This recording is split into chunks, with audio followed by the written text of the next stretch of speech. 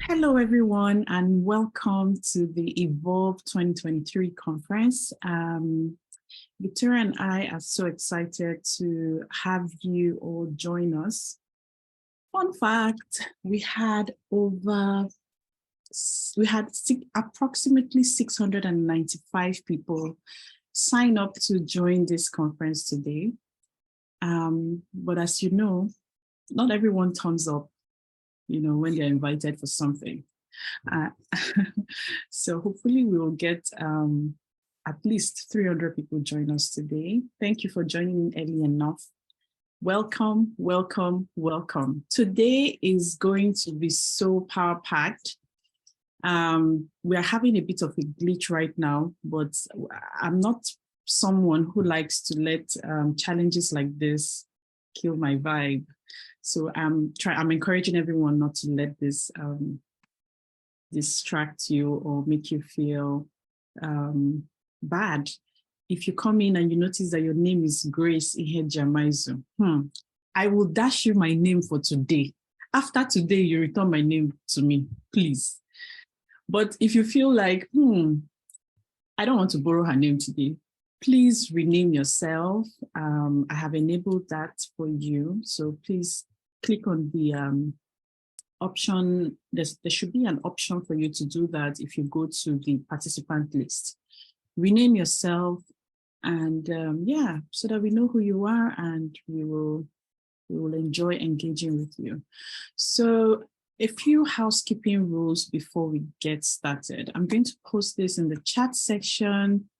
So number one is please mute yourself when you're not speaking. I like that. I feel like this is such a group of quality women and men. I can see a lot of men here. And everyone's mic is muted right now. So I'm so proud of all of you, seriously, because I've been in conferences where as people are getting in, everyone is just turning on their mics and you can hear kids playing in the background and someone is screaming. But this is such an organized group and I'm so happy. So just to reiterate that your mic should be muted when someone is speaking. And if you want to really say something, use the there's an option for you to put up your hands, or you can use the chat section to notify us that you need to speak, and then we'll permit you to unmute your mic. Number two is we want you to engage with the chat section as much as possible. Please post your questions, post your reactions. If you're feeling happy, post it. If you're feeling impressed, post it. If someone has said something and you feel like, this hits hard, post it. We want to see it, right? Post your contributions as well, because I personally am here to learn from everyone, from the speakers, from Victoria, from you participants. So please, if someone says something and an idea comes, don't just keep it to yourself. Use the chat section to post your contributions and engage. Number three is just to let you know that this meeting is being recorded. And when we are done with this conference, I would love to say that we will send the recording to you within 5 minutes, but I would like to also take out some of the unnecessary parts. So please look out for an email from us after this conference today, a link to the recording and the slides as well. So yes, that's it. Thank you. And I hope that you enjoy the rest of the program. Over to you, Victoria. Thank you so much, Grace, and warm welcome, everyone. We are so excited to have you all here. Thank you for joining this special event. To get us started, we just want to reiterate, we know that you are all registered, so you have an idea why we are gathered here today and what we are gathered here for. We just want to restate that Evolve Conference, Turning Your Strengths into Opportunities, is aimed at inspiring young women, but also men. We are happy to have men and allies joining our event today to help discover a path to better yourself. So today would be discussing in experiential ways how to discover your strengths. We'll be sharing our own experience with you. We have a line of speakers from different backgrounds as well whom we've invited to share their experience with us, and we are very grateful to our speakers who are here today. So that's just to give you a little bit about our goals for today's session. And to get us started, we will move on with a bit of icebreaker to get to know ourselves better. This icebreaker is called head, heart, and hands. And I will be asking a couple of questions related to, your head means, for example, what do you know about that you enjoy sharing with others? What is something that you can talk to somebody for 2 hours on end about? For example, for me, that would be education advocacy. So that's what the head means. And the heart means, what are you passionate about? What motivates you? What do you care about? What keeps you going? It could be about environmental protection. It could be about politics. It could be climate change. It could be community work. It could be anything. And finally, the hands mean, what do you know how to do so well that you are willing to share with others? It could be, hard skills such as playing an instrument. It could also be soft skills such as public speaking or creative writing. So this is how we are going to go with the exercise. I will ask each of these questions over again, and we will share in the chat function. When we do so, I want you to also pay attention to what others are saying. This is a way to map what our strengths are, because that's what we are gathered here to talk about today. But it's also a way for you to get to know other people who enjoy doing the same thing or who have the same background or the same, passion as you. So it's a good way for you to make new friends today. So let's start with our head. What do you know about that you enjoy sharing with others? I want us to take the next 1 to 2 minutes to type in the chat function. What is something that you know about, something that is up your alley that you can talk about, for hours on end? If you're asked to come make a presentation about it, you would be confident to speak on this topic. So Linda, I see a response from Linda. She said girls' education. I also see a comment from Harriet, dance and choreography. Adejoyi said baking.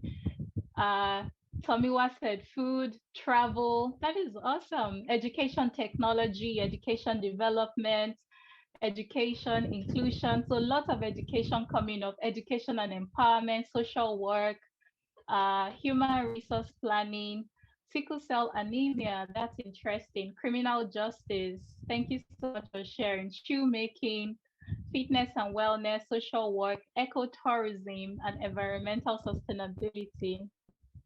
I see somebody else said female genital mutilation. That is awesome. Thank you all for sharing. Business glow tips. That is interesting.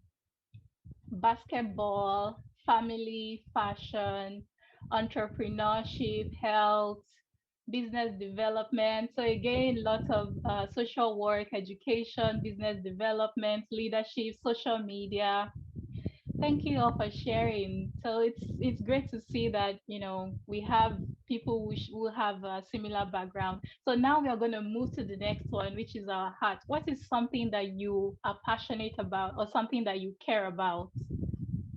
What motivates you to wake up every day and you want to keep going because this issue is an issue that you care about? It could be like an issue, it could be a person as well, it could be family, it could be friends, it could be an issue. I'm passionate about inclusive education, for example.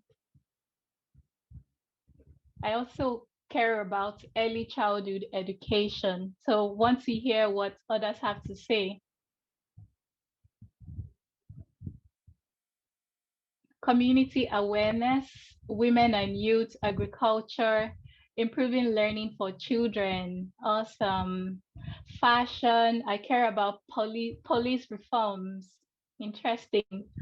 Homeless kids, helping the poor in the society, women, children and youth, gender equality, children with special needs and young widows. Thank you all for sharing. passionate about empowerment, quality education for children in low-income communities and third world countries, sustainable health, preventive health. I'm passionate about helping people solve life's challenges. Thank you for sharing that. Meaningful storytelling, the girl child, disability inclusion, creativity, community development, injustice in all its forms, empowering younger ones, and good health for women. There are so many. I hope you're all following in the chat function to see what others are sharing. And thank you so much, everyone, for participating. The final part is our hands. What do you know how to do so well that you would be willing to share with others? What is something that you are good at or something that you've been able to, get better at over time? You don't have to be perfect at it, but you've somehow mastered, or it's something that you're good at, or you're building additional skills in. So it could be cooking or gardening, it could be playing a musical instrument, it could be writing, public speaking, like I said earlier. What can you do with your hands? Something that you are naturally good at, or that you've built skills, you've developed some skills in over time. So passionate about, there are so many responses: research, helping others grow, bag making, shoe making, drawing, baking, shoemaking.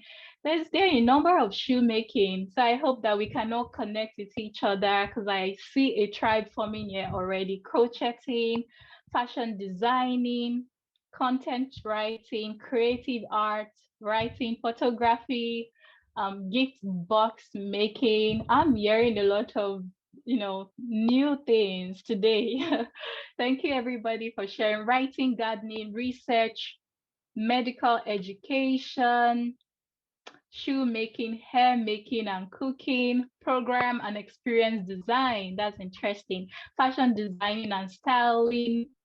I'm fluent as a French communicator. I'm learning about interior design. That is awesome. Lots of research, basketball, social media, farming, cooking, training, hair making. This is amazing. So thank you once again, everyone, for sharing. Just to connect this energizer to why we are here again today. Everyone is coming from different background and different experience. And today is about, our strengths, what we are good at, what we can get better at. So it's good to know that, we already have all of you, that you have your backgrounds and experience. And today would be sharing more about how can we get better at what we already know how to do. So thanks again for participating. And with that, we will move right away into the first session of our session today. And I would pass that on to Grace. Thank you, Victoria. I enjoyed that. My goodness. I love that section. Thank you, everyone, for sharing something that you're passionate and working, committed to and working. So the next session is, I call it fireside chat with Victoria. Both of us are going to be interrogating ourselves, and we want you to pay attention. Victoria and I did not want to go with the traditional way of delivering speeches and giving lectures. I mean, I'm tired. If you're not tired, I'm tired personally. Sometimes this Zoom fatigue can get to us. So we decided, you know what, we're just going to, ask ourselves questions over a cup of tea. Victoria, do you have your tea? I know it's evening in Nigeria now, but I mean, it's still very much early in the day. So that's what we're going to do. We'll get right into it. And that session should last for about 20 minutes or so. We'll try to compress, or 30 minutes. We'll try to compress everything. And if you have any questions as we speak, I ask that you please share it in the chat section. We have Tolani Olawore from Opportunity Desk. We have Christiana Ibiwoye from One African Child, and we have Ife Johnson, who will be assisting us, take note of your questions as you ask them, so that once we're done with that session, we will try to answer. And anything we're not able to cover in our session, also keep it towards the end. We'll have more room to attend to this. I remember that we have a session with our amazing speakers. I am not able to answer all of your questions. Justice to those. I think there's some kind of sound from your end, Victoria. It's like air. I just wanted to let you know. Yeah, I can hear it on my end too. Is it better now? Okay. As long as everyone can hear you. Okay, so do you want to go first?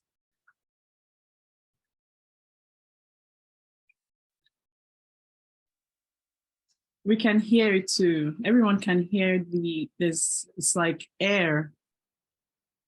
Okay. Is it any better now? Because I stopped using my headset to be. Yes, it's fine now. Okay, perfect. Okay. Maybe I should start, right? Or tell me, how did we meet? How did we meet? Because when I think about Victoria, I think about different countries and different platforms that we have been in together. I remember being on the streets of Paris with her, South Korea, even the US, right? And we haven't met much in Nigeria, funny enough. We haven't met much in Nigeria. We always meet outside of Nigeria. So yeah, let's start with you. I guess I have to start by letting you know who Victoria is. Some of you have heard about Victoria Ibiwoye. She's a speaker, she's a trainer, she's a global education advocate, and she's the founder of One African Child Foundation. The organization was born out of her own personal educational struggles, and she and her team does an amazing work serving children and youth in underserved communities in Nigeria, especially in the western part. And she gives them wings to fly through global citizenship education programs. I remember that we learned about global citizenship education in South Korea.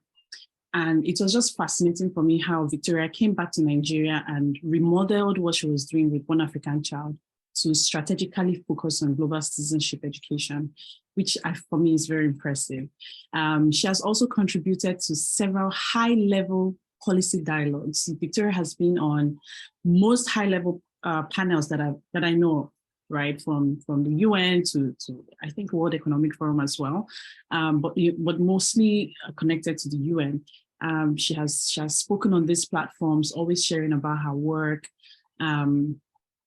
And she has also been recognized by institutions like UNESCO, Global Partnership for Education, and the World Bank Group. She has used her position as the first youth representative to the SDG High-Level Steering Committee to launch the SDG for Youth Network. And one other thing I guess I'd like to highlight is that she was responsible for organizing the Transforming Education Summit in Paris. And that summit was a huge success. But also, most recently, she decided to go back to school and graduated with a Master of Sustainable Peace Building program at the University of Wisconsin, United States. Everyone, drum rolls. Victoria. Thank you, Grace. I feel honored. Okay, welcome on board. So my first question to you would be to share with us some of the challenges that you faced personally as a social entrepreneur and as someone in the nonprofit space doing all this amazing work. It doesn't go without its own problems, its own challenges. I mean, really personal challenges, not the ones with your organization. But what are the things that you've had to struggle with, and what have you learned from them? Thank you so much, Grace. I'm first of all really excited to be doing this with you. I remember reaching out to Grace and talking about the idea of, sharing our experience with others, young social entrepreneurs, and to share a bit of our struggles, but also how we've overcame them. So I'm really excited that this is eventually happening. And thank you for the amazing introduction, talking about some of the challenges that I faced. I would say that it's definitely feeling like, you know, I'm falling behind when One African Child started, or through the years, feeling like I'm not doing enough. And, there's this thing with comparison. You're on social media, you are also in a tribe or community of other social entrepreneurs who are working on similar project as you. Everybody knows every other person, and there can be that pressure of you have to be attending the next conference, you have to be coming up with a new project, winning a grant, just really like your name being on the headlines all of the time. And that was a lot of pressure for me. I had to learn how to manage my mental health over time. I had to learn how to let myself know that the journey of life is a series of baby steps. It's not about making the next big change overnight, but taking little steps each day to eventually get there. And now when I look back, I see that all this while I've been progressing. I've not been falling behind as I thought that I was. So I had to also learn to be aware of the season I'm in. There are two types of season. There is a season where you have to create expertise, and then there is another season where you build the expertise and now you're building your portfolio. Through the years, I was building expertise all this while. I was learning, how to be better in my career, how to even carve out the career that I want to venture into. I remember when I was in high school, I wanted to do like 5 different things. I wanted to do law, I wanted to do economics, I wanted to be, in different communities. But over time, the idea of what I wanted to do has been shaped. Also, another thing that I've had to overcome is when you ask a lot of social entrepreneurs, what a lot of people would tell you is, struggle around funding. Like, yeah, we need to think about how do we fund and sustain this project that we are working on. And one of the things that I had to learn is that it's not always about the money as the founder, it's also about the network. And over the years, I've seen my network show up for me in ways that are more powerful than, financial resources would. And, the way that my networks have shown up for me, they've opened more doors than money would have. So one thing that I know now is that the resources are around you. It just depends on how you're looking at it. And finally, that when we talk about strengths, because today is like, how can we turn our strengths into opportunities? Our strengths is a culmination of so many things. It's not just what you can do. It's also about your relationships. What kind of people are you surrounded by? What resources do you have? What is your reputation? It's not about who you know, but also how they know you in return. Your skills and abilities, your personality, your cognitive abilities, your character traits is a lot of things. So when we are able to map all of these different things and bring it together, we can see that we are shining in so many areas. So just to recap, I've had to learn to overcome imposter syndrome, learning that I'm not alone in this space. I'm not falling behind. I've learned to tap into my network. I've learned to take baby steps to build consistency. That is all matters. And yeah, so for now, I'm going to pause there. And I also have a couple of line of questions for you as well, Grace. Thoughts there, because you've a lot of interesting things. But the thing I want us to achieve with this conference is to really break down these things so that people understand. I'm going to just buttress what you said a bit, and then we talk about it before we go into the next question. You touched on imposter syndrome, and imposter syndrome is something that is so real. I remember that 5 years ago, let's say 5 years ago to 4 years ago, every time I open my Facebook page, there's a post from Victoria. And it's something about, oh, I've just been selected to speak at this conference. Oh, I've just been selected to do this. My organization has just won a grant for this. There was always just back-to-back testimonies, back-to-back wins.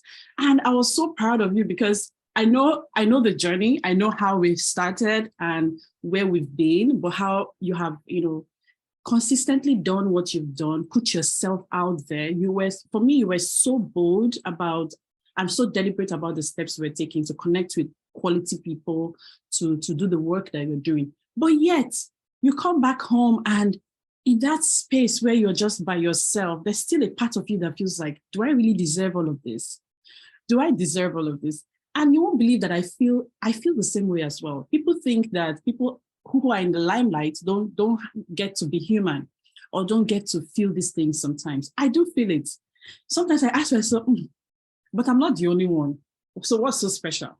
Why? I mean, there's just something that makes you feel like you're not enough. Self-doubt, imposter syndrome, that's what it is. And a lot of people struggle with it.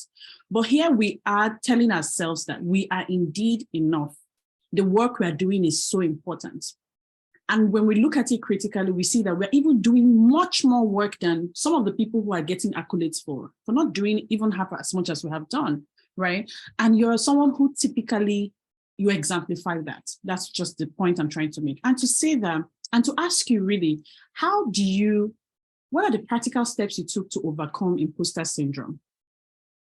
Do you feel like you're at that point where you have completely overcome this challenge? Or what steps are you taking right now to at least minimize the effect it has on you?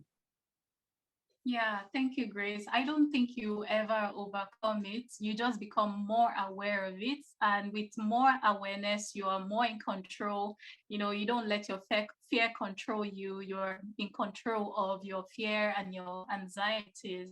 For me, it's been learning and listening to the stories of other leaders. As cheesy as it may sound, listening to motivational speeches, there's a way that it just strikes a chord when you're listening to a motivational speaker, and you just feel like, wow, you feel inspired. So listening to the likes of opera and just so many high achievers across the world, especially in the African or Black community, those who have struggled being in global stages, I've come to learn that I'm not alone, that everybody goes through it. And I've also, learned that I've learned about reframing. So whenever I face anxiety or fear, I just write down what I'm scared about, what really scares the hell out of me. I write it down. Actually, in my diary recently, I wrote that I'm afraid that because I'm getting older and I'm past this youth quote unquote frame for exploring opportunity, that I would not get invited anymore to opportunities. That was very vulnerable, but I wrote that down in my diary. And how I reframed that was, every day presents a new opportunity. So every day that I wake up, I can be innovative, I can continue to be consistent in what I'm doing, and opportunities will surely come my way. So reframing, face your fears, don't avoid it, face it and reframe it and talk about what you want exactly to happen. So that has been something that has worked for me. Awesome. I like the word reframing. And for me, the word reframing, I tell people, engage in a process of self-reflection, self-reflexive practice. And that really means looking yourself in the mirror and asking yourself, hard questions. Why am I afraid? What's the root cause of my fear? What can I do to be better?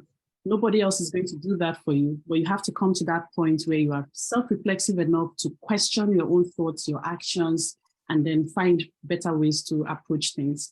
Thank you very much, Victoria. I really, really enjoyed that. Do you have any questions for me before I ask you my...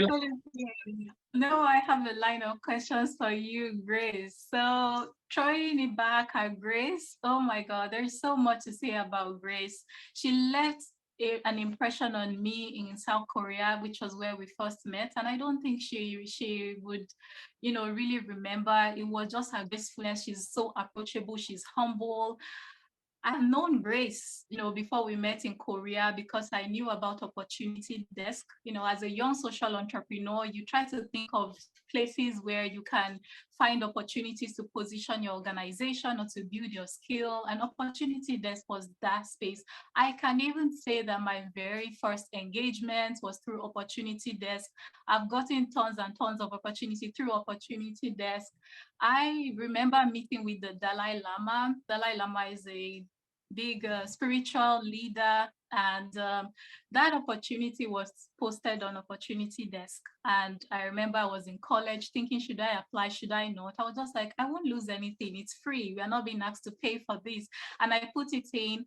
That opportunity took me from going from Uganda to going to India a number of times, to going to Turkey, to the United States. It really took me to different countries. And this is just my 10 minutes of fame of shining a light on Grace. I just say I am really thankful that you've provided this platform, not just to me, but to many young people. So we all know who Grace is. She doesn't need an introduction, but it's also important to share a little bit about her for the context of those who are hearing about her for the first time. She's a social entrepreneur. Grace is an educator. She's an opportunity curator, and she has a lot of experience facilitating access to quality education opportunities. She is a lecturer at the University of Calabar, and she's also a PhD candidate at Wilfrid Laurier University in Canada. Grace is also the founder of several organizations. iCapture Center for Development. She's the founder of Opportunity Desk, as we know, and also the founder of Academic Hive. She's also written a best-selling book, Go Global, and the list goes on of all of our achievements. But today, rather than just reading about Grace's bio, I want us to learn more, to utilize the time to learn from my experience. So my question to you, Grace, would be, you have iCapture Center for Development, Opportunity Desk, Academic Hive, which all of these organizations are creating opportunities for millions of young people in Africa and across the world. Can you tell us what motivates you to keep going and how you manage to run these 3 organizations successfully? Thank you so much, Victoria. Wonderful introduction. I really appreciate it. So hearing people say things like what you just said now about finding opportunities, something on Opportunity Desk, and how you have leveraged that, it has opened up more doors for you. I hear those kind of stories on a daily basis. Every time people are, sharing their testimonies, and for me, that's what keeps me going, right? Even for iCapture Networks, several times I've considered just shutting it down, because I started up as a nonprofit social enterprise. But then every time I consider shutting it down because of the immense challenges we're facing, when I remember the young girls and boys whose lives are transformed by just the existence of the organization, it makes a whole lot of sense, right? And some of them graduated from our program maybe 5 years ago, 6 years ago, 7 years ago.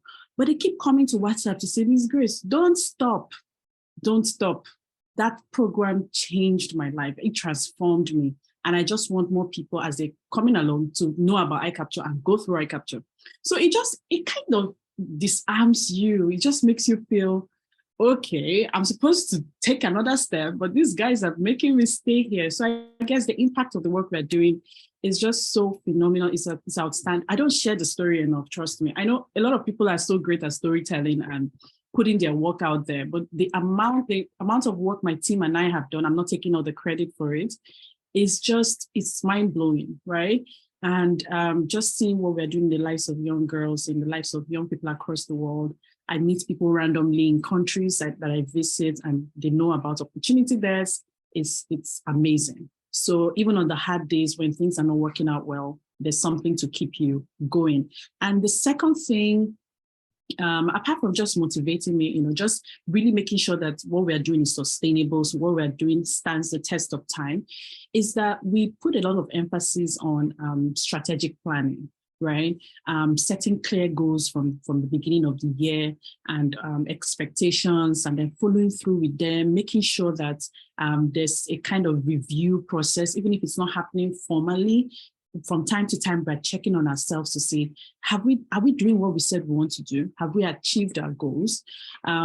and what are the challenges right now? What can we do to solve them? Just planning, and then checking in, doing a review of our progress, of our accomplishments, of our activities. It helps us stay focused. It helps us stay on course. It helps us to also adapt to, any changes that come up, or to overcome any challenges that spring up along the way. And finally, I just want to touch on, a collaboration, right? And this is something that I want to leave with a lot of people in this forum today. Don't be afraid to collaborate. Don't be afraid to do something with another person. I know people are afraid. People want, oh, I don't want to have to share profit. I don't want to have to, be answerable to anybody, but it's one of the best things that can happen to you. The idea for Academic Hive came several years ago.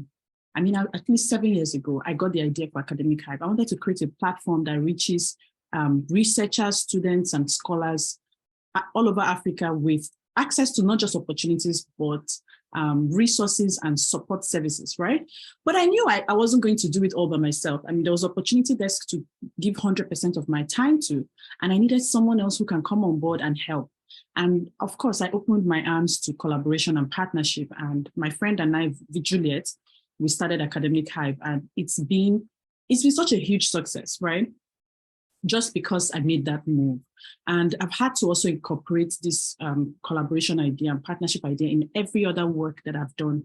Leverage it, it's so important. If you're working on your ideas and you feel like you don't have all the resources, you don't have all it takes to make it happen, be open to the idea of working with other people. Even this conference is an example of an idea that is happening because two people decided to keep their pride in the dustbin, and decide to work together to make this happen. One person is not trying to take the shine, both of us are here celebrating each other, learning from each other, and making sure that we're carrying other women along. That's really what has helped me. Thank you so much, Grace. You talked about not taking enough praise for some of the work that you've done.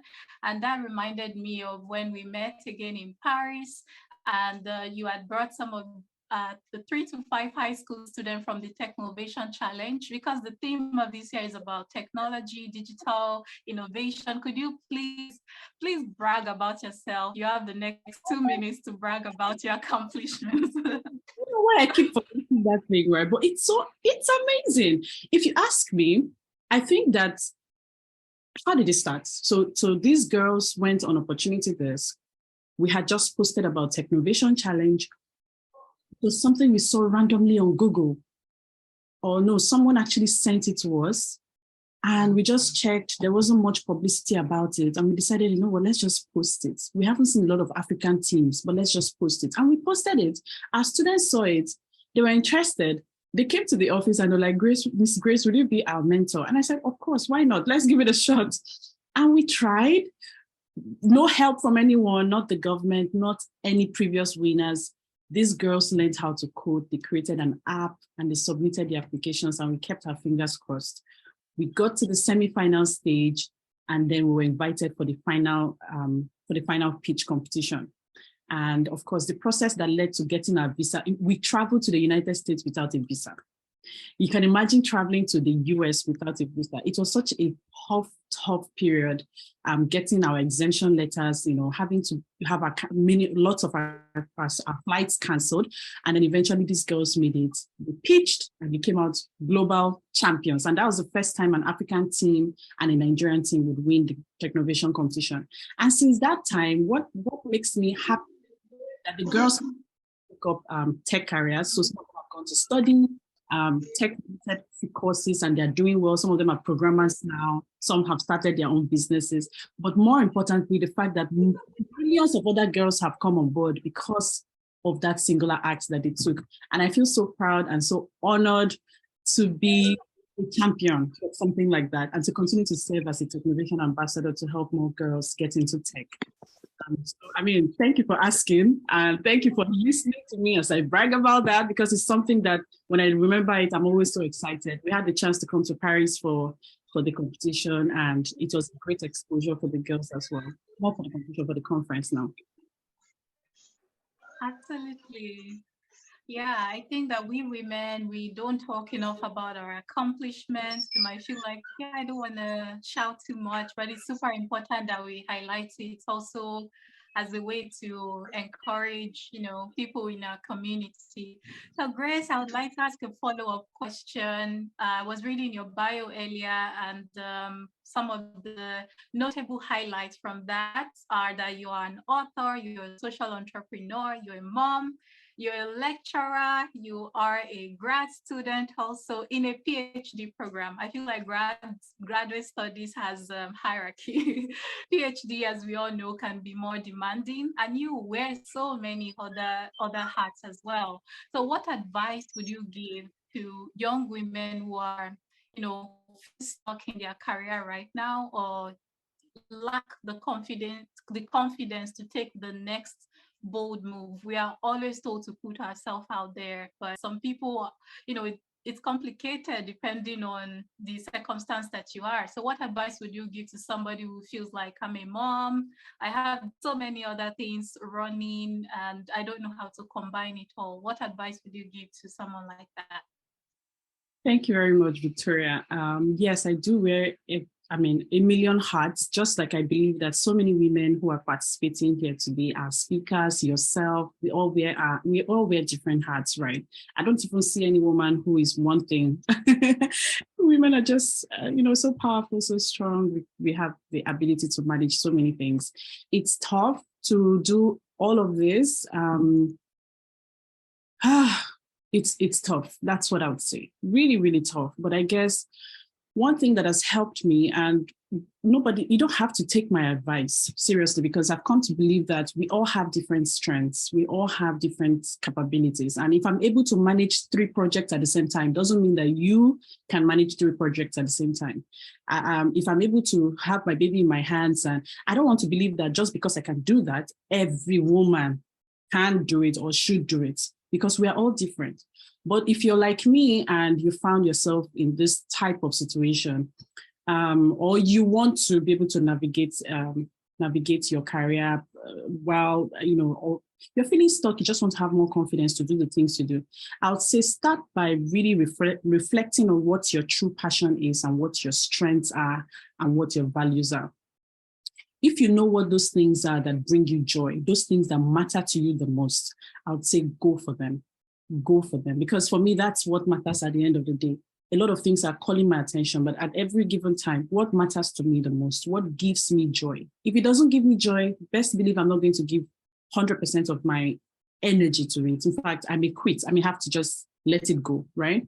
So at every season in my life, I'm asking that kind of question, and so that it helps me focus on what matters the most per time. And the ability to delegate is so important, right? Not just asking people to do this and do that, but really incorporating them as part of your core team, so that for some of these ideas that you can't run by yourself, there are people who are dedicated, who are passionate, and who are actively involved and can make it happen with or without your presence. Right, that has helped me a lot. That is what has kept Opportunity Desk going. I went off for a full 1 year, but people didn't know that because Opportunity Desk was very active. And that's because of the incredible team behind the scenes that is making it happen. So if you have an idea, don't feel worried. Find that one person who will believe in your idea enough to work with you on it. And always reflect on what you're passionate about, what matters most to you, what your strengths are. Do those ones. The ones that you can't handle by yourself, let other people do it so that you can achieve more. And I guess finally, I would just say, don't be afraid. Don't be afraid to speak for yourself. Don't be afraid to put yourself out there. Don't be afraid to talk about the work you do. Don't be afraid to share the challenges that you're facing. Let people see that vulnerability. Let people see what that weakness is. And you never know who can help. You never know who would be there to lift you up.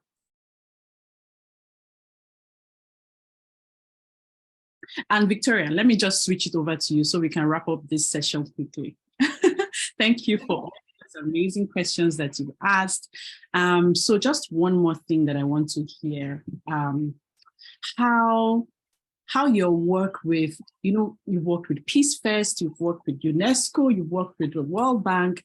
How has your work with all these institutions influenced your career, and What have you learned from these experiences? I'm sure there are people in this group who also want to tap into networks like that, rich networks like the one from the UNESCO or from World Bank or from Peace or from Global Partnership for Education and all these, big global organizations. What have you learned from the process? How has it been and how has it shaped your work?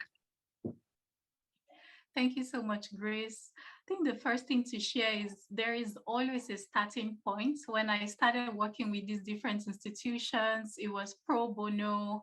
A lot of people would think because I was involved with the UN that I was like a UN ambassador who was getting paid on a payroll, but that was not the case. But some of the things that I have learned or how I have been able to turn this experience as a youth representative to more now, I'm getting more into consulting and doing a lot of what I used to do over the past 10 years, building that into a paid career today. I've learned to always be prepared for opportunities. It takes a lot of effort to be exceptional. We often sometimes we don't even realize, just how important some opportunities we have are. You might be invited to something like an event like this, take it seriously, seize that opportunity to present, even if it's not paid, prepare for it as though it's paid. You just never know what might come out of, an opportunity when you're prepared. I've also come to learn that it's not about the spaces that you're in, but the opportunity you identify within those spaces and the impressions you leave behind. So it doesn't matter if, for example, Grace, you and I, we are part of the GCED AFCU network. We are also part of Mandela Washington. But, if we are not like looking at how can we use being part of this fellowship to promote ourselves and to our work, it will just be almost nothing. So you have to learn, like, I'm part of this network. How can I present myself being a volunteer with this organization or belonging to this network in order to promote my work? Consistency and being authentic really does lead to amazing results. You don't have to be a different person.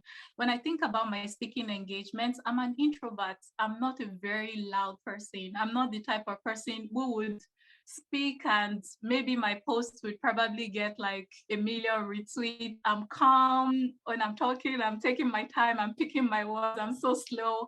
But somehow I've kept, getting invited to more and more speaking engagements, to moderate sessions and to be part of projects. There has to be something about me being authentic that people want to work with, people want to associate with. So it's super important. Don't change just because we live in a different world now where there is Instagram, there's TikTok, you have to be loud to be seen. You can still be yourself and still be seen. If you don't ask, the answer will always be no. I think about the first time I asked to get paid. I was scared, I was jittery. I felt like they would cut me off. It was, I was asked to speak for an international organization, and I said I wasn't going to do it for free. And they were like, "Oh, we are sorry, we can't pay you right now." And I thought that I would never get speaking engagements, but I still got more opportunities that came after that. Don't be afraid to ask. The most recent opportunity I got, it was one of the biggest opportunities to be booked on the first class, flying on the first class, but I also asked to be paid. I was so scared and like, oh, they're already booking me on the first class, they're giving me all these benefits and I'm still asking to be paid, but they paid me for that event. So if you don't ask, the answer would always be no, but it's super important to know how to ask, to negotiate for yourself. And this is the place of where you need the sort of coach or mentor, somebody who has navigated it. So Grace and I, towards the end of the session, we'll be talking about, some of our offerings. I mean, we've spent over the last few years learning from our mistakes. Now we've almost mastered it and we want to share some of our offerings to you towards the end. So please stay to the end to hear some of the things that would be sharing. Thank you so much, Victoria. I picked so much from what you said. And yes, we are going to be giving out some freebies. That's what it's called, right? So stay towards the end. Make sure you're listening keenly. We're going to be asking some quiz questions, and whoever gets it correctly will win some prizes from Victoria and myself. Victoria, you said quite a lot. You touched on so many things that I resonate with. Volunteering, right? Even before you get that job or even before you get paid for something, just offering yourself to add value to people, to some, especially these global networks. When you see that they have openings, many of them will not be paid, but you can take advantage of such openings, serve your term, and then, of course, do what you have to do so that you don't just serve and go. You serve and then you leave a good impression, and they want to work with you again. That's how it works. I remember, coming back for a second time to do some work for UNESCO because they were impressed with my active contributions at one of their programs. So thank you for sharing that. Preparing yourself, showing up prepared is very, very important. Showing up ready, showing up prepared is very important for us as young people. Let me not just say as women, as young people in general, showing up ready. So are you knowledgeable enough about what you want them to call you for? Go and do your homework. Go and build your skills. Go and learn. Go and fill up your bank of knowledge so that when you're called upon, you won't just come and mess it up or mess up that opportunity. I know what I'm talking about. I know what I'm talking about. So, and then finally, you talk about this popularity. There seems to be a popularity contest on social media right now, and someone called it hustle culture. And I think that it's so unhealthy because people are scrambling to be so popular. These days, Victoria, I take a scroll through my Instagram and I'm seeing random people, their reels are so viral. When I click on their page, they have 80,000 followers, they have 100,000 followers. And I'm struggling to understand, who are you and what do you do? Except that you're creating content and this content is wholesome. So people like it, it's entertaining, it makes sense to them. And so they are following you. And the tendency is for people to think that if you're not popular like that on social media, then you must not be offering anything. But that's a lie. I'm getting speaking engagements every day. I'm the one turning them down because you have to pay me for my time. And many of them are not willing to, right? But people see you for who you are because you're authentic, you are consistent. And that, I'm not talking about posting on social media or being popular on social media. So don't let that, I don't know who I'm talking to, but don't let that fool you. Don't let that distract you. There's still the real world out there. And no matter what the trends are right now, you can only stay up to date, do your best, but don't try to ever fall into that trap of comparison or trying to, allow yourself to get into the well of self-doubt because you don't have a certain number of followers or you don't have a certain number of engagements. Put it out there. The person who needs to see it will see it. And when they see it, they will get in touch with you. I remember posting about a program we did at iCapture on Facebook randomly, and I didn't get too many engagements on that post. And someone saw it and invited me to attend an African Union conference, and it was fully funded, plus we're paid stipends. And I'm like, wow, I was just on my own, and a simple Facebook page got me into this kind of program. And that's just an example of how impactful what you're putting out there can be if you're just being yourself and not just doing it because you want to get likes or followers or anything like that. So thank you for touching on that. Absolutely, Grace. I also want to ask you one final question because I feel this discussion is so important. I want you to talk about your book. Your book is a bestseller and it has repeatedly sold out. I was at a previous session that Grace was organizing, so I came to find out about her. I knew about the book, but the fact that it's sold out several times was like, whoa, girl, you should be talking more about your achievements. You don't brag about what you do enough. So I want us to tell us about, projects that have emerged from since the publication of this book. What are some projects that you're working on these days? And also, where can the participants get a copy of the book? Yes, our Go Global with Opportunities book sold out all the time. Every time we printed copies, they were all gone. We still have a few copies left with some bookstores. The biggest bookstore in Nigeria, Roving Heights in Abuja, and Lagos has copies. If you want them, you can get them on Bamboo. Bamboo is like an online platform where you read books. So if you're subscribed to their platform, you should have access to the book as well. And it's on Amazon UK, US, and Canada. The other project that I'm working on, and I thank you for asking because I feel like this is my chance to blow my horn, right? So because of the new wave of things and how more people are getting online and they're actively, on social media, on the internet, looking for information, I'm now going to launch an online course for the book, Go Global with Opportunities. That's the title of the book. I'm surprised you haven't heard about it. So we're launching an online course finally. It's going to be affordable. It's not going to be an expensive online course because I want as many young people as possible to get their hands on that course. Take it and get ready. That course is going to prepare and position many young people for global opportunity. So,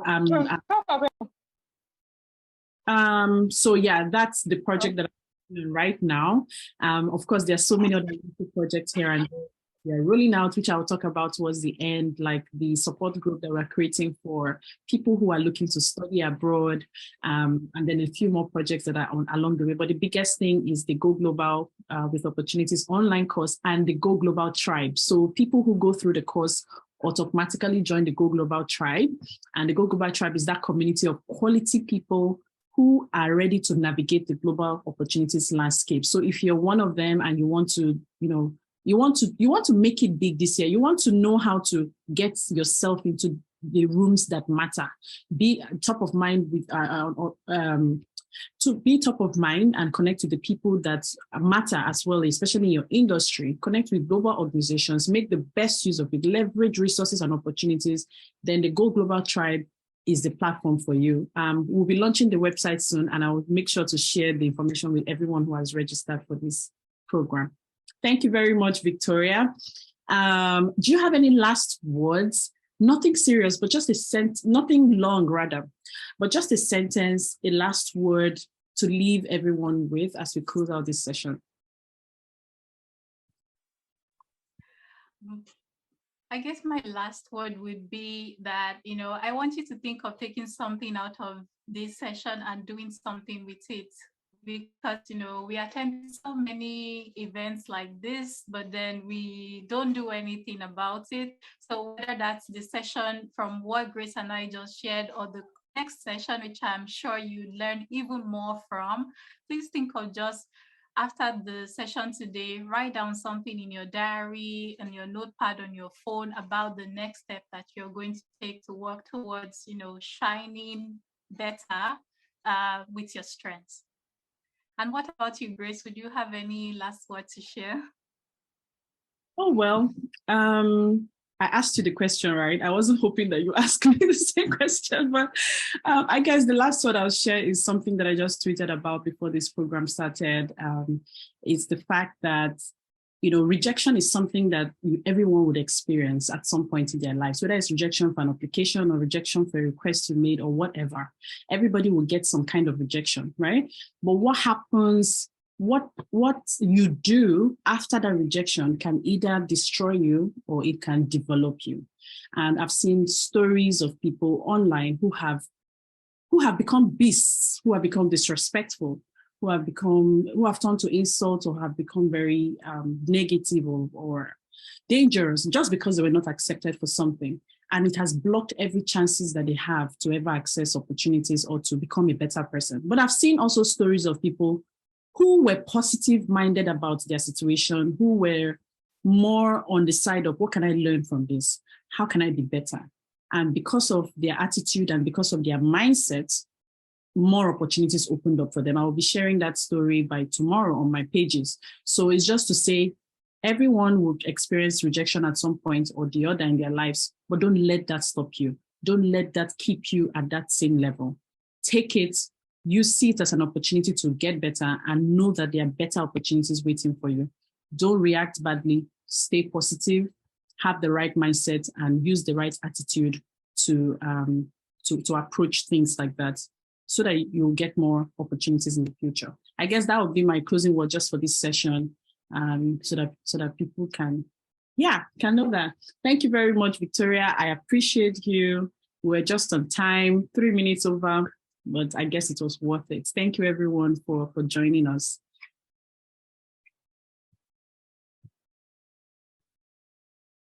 Elizabeth, to start with, is based in the US. She is a researcher, she is an educator, and she's a heritage enthusiast. Talk about someone who studied anthropology and who is working in that area. I studied sociology and anthropology, actually. I find a lot of women doing anthropology. So when I connected with, when I learned about Elizabeth and I know what she's doing in the anthropologist, in the heritage space. I give her so much respect. She's doing the hard work, if you ask me. So she's a doctoral candidate in the anthropology department of the University of Notre Dame. She's the co-founder of the Heritage Hub, a nonprofit organization, a cultural resource and digital management company devoted to global mediation, advocacy, and preservation of material,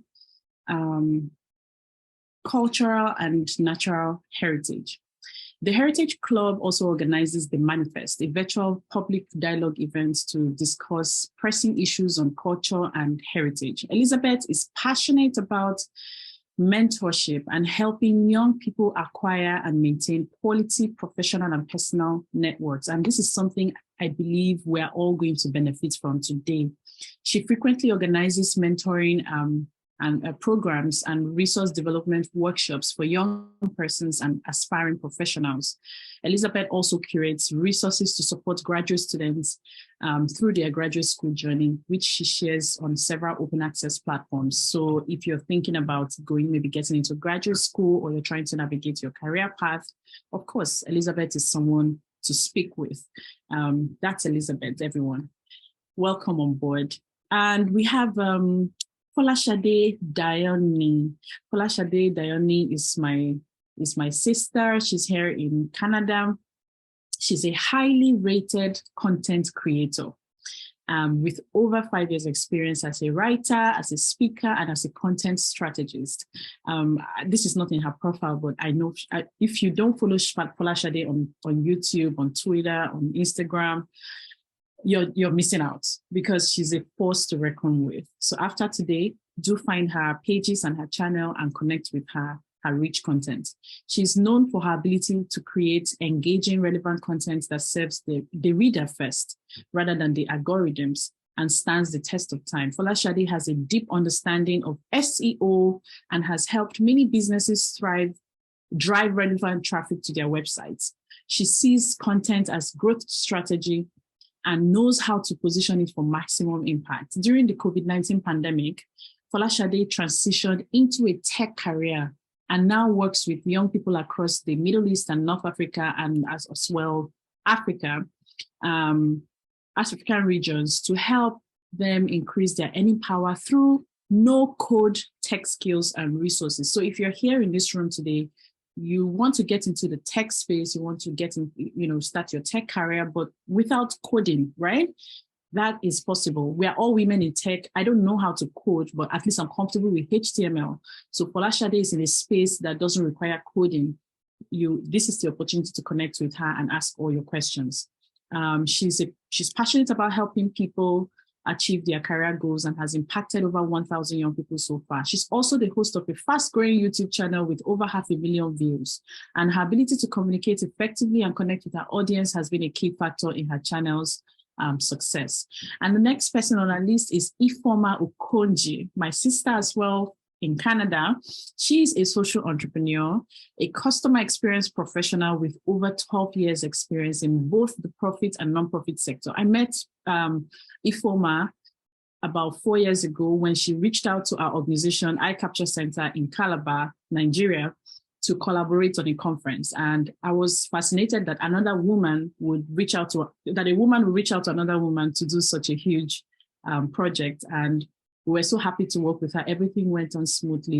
We leveraged resources and contacts to make that program possible. So meeting her again in Canada has just been an amazing experience. She is the founder of Women Economic and Leadership Transformation Initiative, Wealthy, a nonprofit that advocates for equality for young women in leadership, technology, health, and education. She runs a cleaning company here in Canada and is also the co-founder of NPO Hub, a community of nonprofit individuals and organizations who come together to share ideas, leverage opportunities, and partner for sustainable social impact. Ifeoma stands as a Mozilla open leader and mentor, an associate member of WIMBIZ, an open knowledge thoughts leader, and an advocate, and of course, a member of the Open Heroines community. Finally, but not the least, is Cindy Pell, my sister. We've met in several places. Cindy Pell and I are part of the World Economic Forum Network. We've met in South Africa, we've met in China, we've met in Shad. We've met in several places, and we've been great friends since the first time we met. Cindy Pell is a young South African entrepreneur and managing director at the Business Development Agency, consulting agency that designs and implements various business solutions that helps clients in achieving their strategic goals and objectives. The agency has a proven track record of assisting businesses, the public sector, and development organizations in implementing cost-effective solutions to their challenges. Pell sits as a board member on various institutions, from NGOs to academia to government economic development agencies. And in 2015, she was nominated as the African Achievers Awards under the category of Excellence in Leadership. Outside of all of this, she has moderated several high-level panels and has been invited to speak on various platforms. She's also the president of the Africa 80 Foundation. So welcome on board to our amazing speakers. Right now, we're going to open up the breakout rooms. I ask that the speakers do not enter any rooms yet.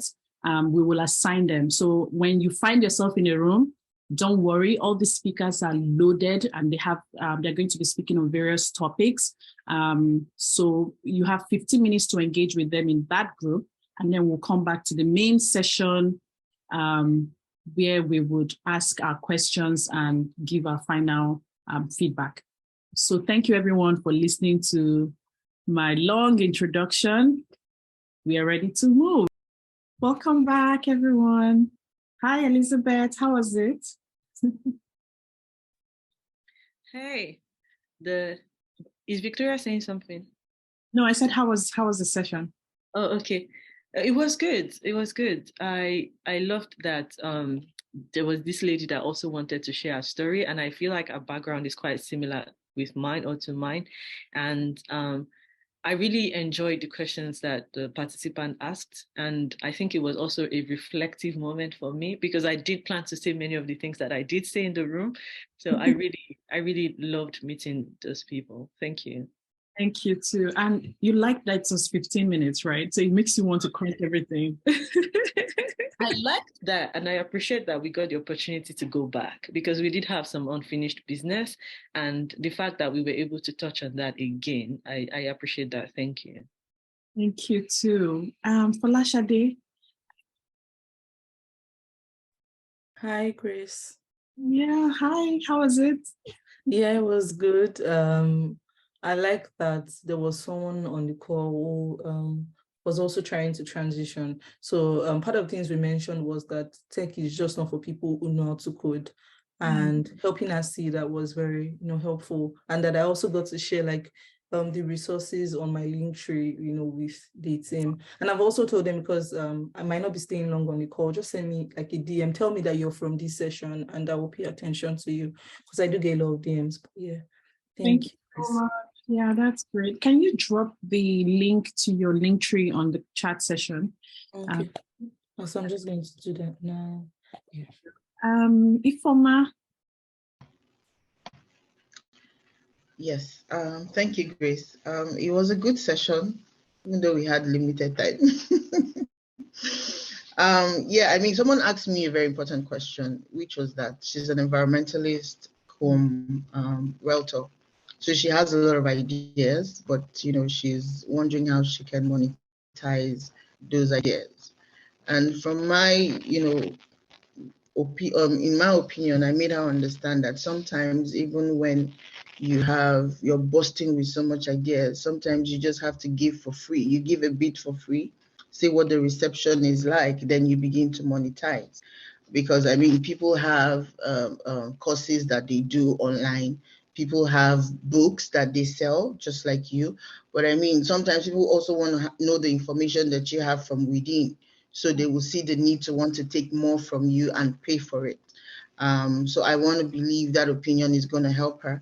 The last person was asking a question about liquid. She makes liquid soaps, but the environment, it's saturated. And I say yes. I mean, we're over 170 million people in Nigeria. Definitely the market is saturated. But then it doesn't stop, because that was when you called us back to the main room. So while I was talking, that happened. But I don't think the market being saturated should be a hindrance. It would only just need to spur her to think critically and even outside the box on how she can put her liquid soap out there. I was still trying to pull my chain of thought together, and then we came back. So maybe at this point, you or Victoria or the other speakers may have, something to add to that. Then let her know how that can happen for her. Thank you. That's a great question from this person. And the simple answer is that there's really nothing new under the sun, right? I'll come back to this. Let's just hear from Pearl. Then I'll come back to this and we can take a few more questions before we close the session. Hi, Pearl. How was the session? Hi. So I'm in the dark, first of all. I just need to let that be known. So I have like a torch. We're load shedded and I was lost. I really wished for a little bit more time. I scurried through the, what I had, I had prepared, and didn't really get an opportunity really to connect with, the audiences, and I would have appreciated more time. But I really do appreciate the opportunity to have shared. I'd really zoned in on, the natural ability of women to cultivate relationships as one of the things that, really helped me propel me in some of the things that I've done, because I never, started out as someone that had all the opportunities, but then later on, because of that natural God-given ability, I was able to, today I work with like the World Bank for the past year. So, so I was really happy to be able to share that. And I see I saw my name on the chat box. I think people are probably asking questions or something. Yes. But thank you so much. I'm sure they loved it, yeah. Okay, thank you very much, Pearl, and thank you to all our amazing speakers. Our hearts are full. We thank you for your time and for giving so much of yourself to the participants. Just to touch on the question that Ifeoma raised, and to ask that everyone who has a question, please drop it in the chat session now. And I'll have Efe Johnson and Christiana Ibiwoye share some of those questions. So we'll be calling on either of them to share the questions. If you have a question, put it in the chat section. But you see this thing of the industry or the sector is already saturated. What do I do? The truth is that there is always a different way to do something, right? You have two options. Number one option is to go into the market and do what everybody else is doing. And number two option is to go into the market with a different strategy, with a different style, with a touch of you. Because, no two persons in this world are the same, not even two siblings, not even twins. So if no two persons in the world are the same, then you can never be the same as another person. And the way you do your business can never be the same as another person will do their business. There's always that differentiating factors. Think about brands, the most popular brands, they're doing the same thing. In Nigeria, we have MTN, we have Globacom. They're doing the same thing. But you and I can agree that there's something unique about MTN that is very different from Globacom. Whether it's about their personality, or it's about their branding, or it's about the way they communicate, or the how they make customers feel, there is something different about them. So you will be losing out on opportunities if you're not taking action just because you feel that someone else is doing what you were supposed to do. They can never do it like you. But then the responsibility you need to take if you want to stand out, if you want to be the person people remember. So everybody's selling tomato, but what will make me go back to that person, this particular person? It could be a smile. The fact that you smile when your customers come, the fact that you give them discounts, the fact that your products are affordable, the fact that you have your branding right.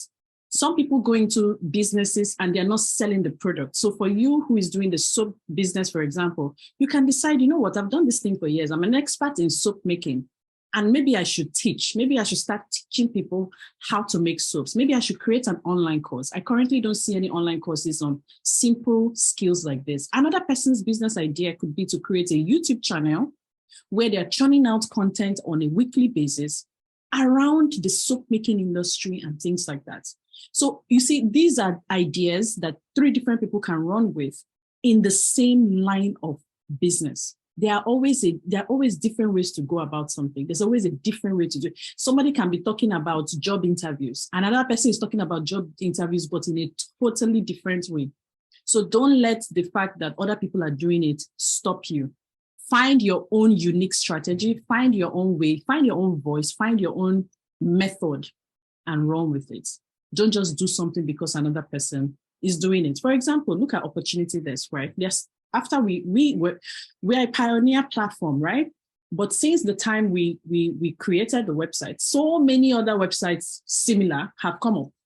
And the reason why people always come back to Opportunity Desk is different. It's simple. Oh, they've always known the platform. It's always been there. We don't advertise. Do you see Google ads about Opportunity Desk? No, we don't have to advertise.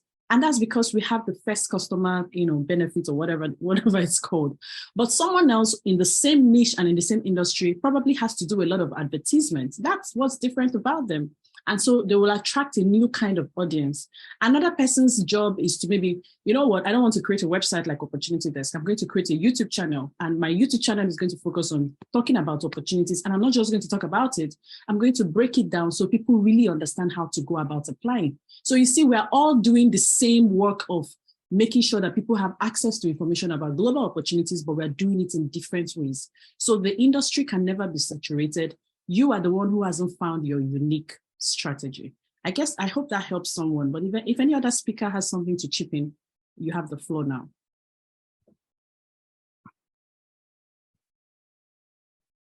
Okay, can I have Christiana Ibiwoye? Are there questions? Is there a question that you would like someone to answer? I'm sure you've been compiling some of these questions. Please, you have the floor. Read the question out and we'll have someone answer. So I think a general question would be, would we be able to connect with all of the speakers after the session? I think that's a question a few people are asking. Awesome. So yes, our speakers, for example, Folashade has said that you can connect with her. So go follow her on Instagram, follow her on Twitter, subscribe to her YouTube channel, send her a message and say that you are coming from the Evolve conference. Once you say that, she's going to give you priority. She receives like tons of DMs. So, but when you say that, it makes your message a top priority. Cindy Pell is very much open to engaging. She also has an upcoming program. Cindy, you can please drop the information in the chat section. So do engage in that so that you can be part of that. It's a free webinar or training that she's hosting. Ifoma, how can they reach out to you? I know Ifoma runs a training workshop as well. I will share the information shortly in the chat session, but how can people reach you personally? Please let us know. And same for Elizabeth. Elizabeth? Yeah, I did share earlier. I do have a website. It's just elizabethwahab.com. And there is a contact page on the website. And if you can send a message, it doesn't have to be anything formal. If you just title it Evolve 2023 and just send a message, I will get it and I'll reach out to you. Okay, and yes, Ifoma, how can they engage with you? Yeah, I just sent my email now for the business, canbecleaningsolutions@gmail.com. So if they send me an email there and say they're from Evolve, we'll take it from there. Awesome, thank you. F.A. Johnson, do we have any other question that we can handle now? Yes, thank you so much. Michelle is asking, how can I build my social network as a Nigerian undergraduate? What do I need to do? Okay, great. Who would like to take that from the speakers? I have to apologize because I did see Michelle, I think she was in room 1. I did see a question and I thought I was going to answer it, but it skipped my mind when we had to leave. I'm so sorry for that. If anyone else wants to add to it, but because I believe all of the speakers have at some point gone through undergrad and probably made some of our longest friends from undergrad, right? I remember Victoria is one person I met immediately after I graduated, and she's been one of the friends that I made from UI because we both finished from UI. But to answer the question, social network as a Nigerian undergraduate, man, like it's so important because school is one of the places we meet people we otherwise would not meet at any point in our lives, right? I know that I've met several influential people just because I went to or through school, right? Either secondary school or university or well.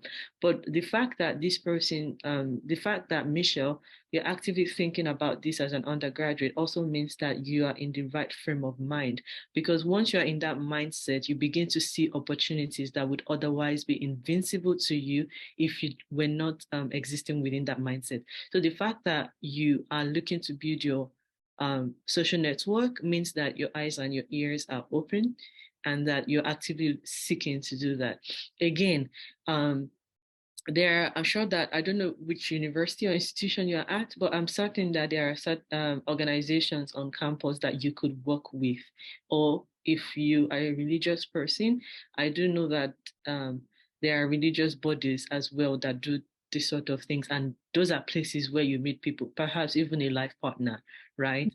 I know from the top of my head now, I don't know the institution you're at, so I cannot speak to that, but I would suggest actively looking for institutions, perhaps taking a day to do this research, because you need to research what you're investing your time in. If it's not worth your time, don't bother, right? Take a day, write down the list of institutions you can find in your campus or on your campus, look at what they offer in terms of volunteering opportunities. Does it align with your career prospects or your professional development? If it does, then maybe reach out to someone and sample out their thoughts, right? Don't just do the surface research. If you can, reach out to someone, sample out their thought about the organization. Is it good? Is it bad? Is it on all packaging? Because some people are really good with PR and stuff, right? But the value is not really there. So if you can't take out the time, I would really strongly suggest that you do that. And the fact that I really appreciate that you're asking this question, because it means that you're in that mindset. And the fact that you're in that mindset means that when an opportunity does show up, you would recognize it. Awesome. Thank you very much, Elizabeth. What you've touched on is the main thing. Actually, as an undergrad, there are several campus-based organizations that are global organizations that you can be a part of. There's ISEC, there's Enactors, there is Rotary Club, and then there are a few more that are coming up every now and then. For me, JCI. Enactors helped me, and I started to build my connections from then on, because you don't just meet with students, right? You meet with the broader or larger network, the lecturers who are involved, even the school management, you graduate, you are connected with so many other people and so many other organizations. So yes, find those communities in your campus and join. I think someone is also asking about graduates. How can you also connect as a graduate? So for graduates, it's simply the same thing, because you're within a university or you're within an institution.